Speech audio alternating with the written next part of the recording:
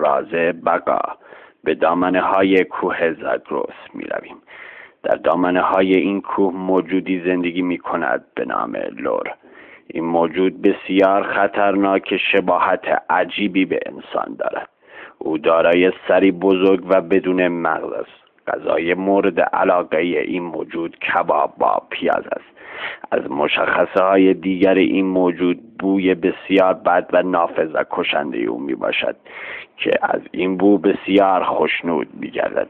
این موجود علاقه وافری به نیسان دارد و به صورت عمودی بر میله های افقی نیسان آویزان می شود. او به صورت جنون آمیزی به ساز و دهل علاقه نشان می دهد و چوب بازی تنها سرگرمی اوست که هیچگاه از آن ارضا نمی شود.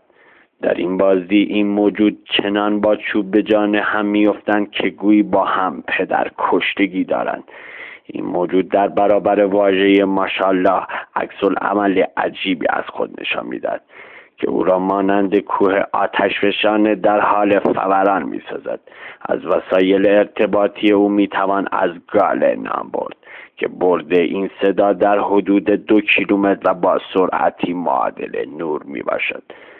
در هنگام برخورد با چنین موجودی بهترین راه فرار است. اگر با این موجود دعوایتان شد و او فرار کرد، شما هم فرار کنید، چون او به دنبال پاره آجری رفته است.